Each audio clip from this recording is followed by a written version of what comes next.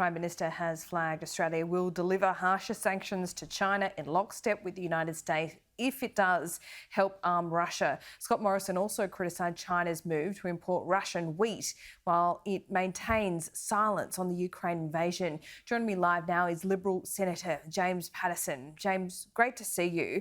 We spoke to a former ambassador, Jeff Raby, on the program yesterday, who was uncharacteristically, I think, very critical of Xi Jinping's regime. He said that silence in this issue is equitable with being complicit. Do you agree with that?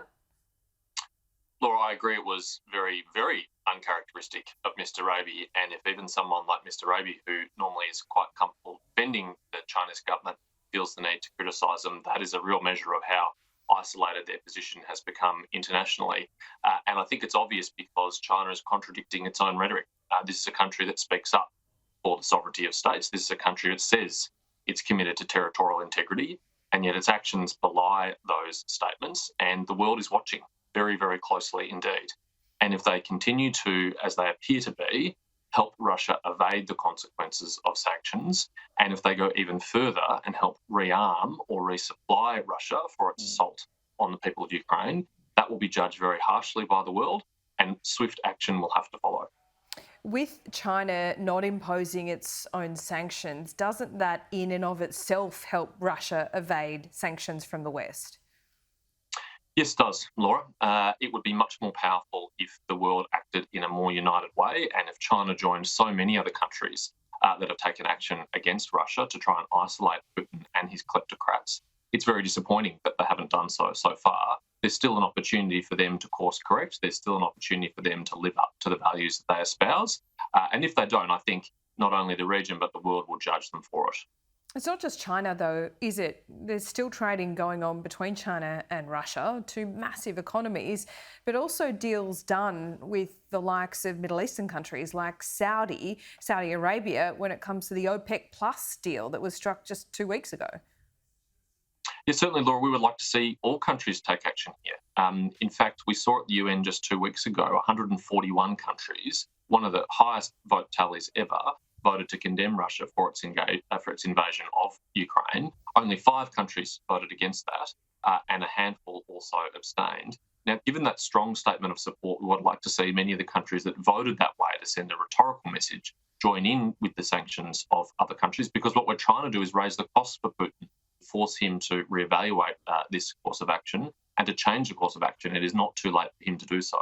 And the more of us who put that collective pressure on, the more likely that will be the case. And we won't only be helping the people of Ukraine who deserve our support, but we'll be helping people elsewhere in the world who also face threats of invasion or incursion from their large neighbours. And it's in all of our interest that if we want to maintain the peaceful status quo in the world, and particularly in the Indo-Pacific, that we send a message to everyone who's watching that there are very high costs for engaging in this sort of irresponsible, dangerous behaviour. We've seen further sanctions imposed on Russian billionaires. You've just been in London. That has been right across all the headline news and in the newspapers. Roman Abramovich, probably the most high-profile name in all of that. Australia has done its bit as well. We're creeping up these sanctions, but we haven't sanctioned 2 Russian billionaires that have stakes in energy companies here in Australia. Why not? Laura, I was very pleased when I was in London to see the very strong action that the UK government is taking, because there's no question there's a lot of Russian money in London, and they are in a better position than almost any other country in the world to enact costs for the kleptocrats. But as you say, we've got an important role to play too. And I know the government is looking at a number of additional cases for sanctions, including the people that you mentioned. We have already sanctioned 460 individuals and entities, including many kleptocrats close to Putin and Putin himself, as well as his National Security Council and the Russian Duma. So there is no hesitation on our part to do that.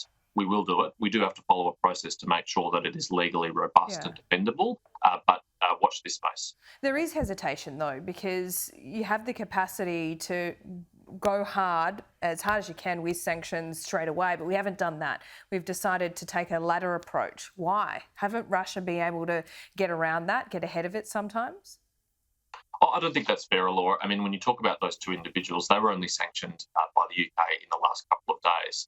Yeah. We are not at all. Well, it's not a far criticism behind of our Australia. allies. It's a criticism of how the West has chose to impose sanctions by not going as hard as they can first.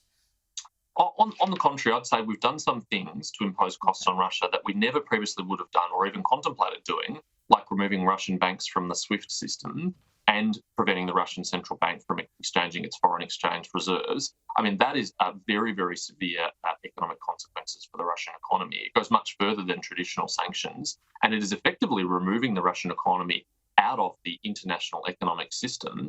And that will bite very, very hard. And it really impinges on Russia's ability to rearm and resupply itself. And that will have a concrete impact on its ability to continue to prosecute this war against the people of Ukraine. Now, they are still vastly outnumbered in a conventional sense. And unfortunately, they face a foe that has no ethical boundaries at all and is willing to openly shell cities and civilians in order to achieve his objectives. So it does require a very strong response from us. But I think we have delivered, frankly, a stronger one than I would have predicted we would only a month ago. James, just finally before I let you go, Lindsey Graham says he hopes Vladimir Putin is assassinated. Do you disagree with that sentiment? Oh, look, I don't think it's appropriate to kind of publicly canvass the death of foreign leaders, even despicable ones like Mr. Putin. But what I would say is I think he has made a fatal strategic miscalculation here. And I think he has started the clock ticking on the end of his own leadership because this war is going very badly for Russia. It is hurting the Russian people. It will result in the deaths of many Russian soldiers. And I think eventually the Russian people will not put up with that. And I think his own hold on power is very, very tenuous indeed. And I think it would be a good thing for the world if there's a change in Russia to a more responsible leadership that respects the sovereignty and the independence of its neighbours.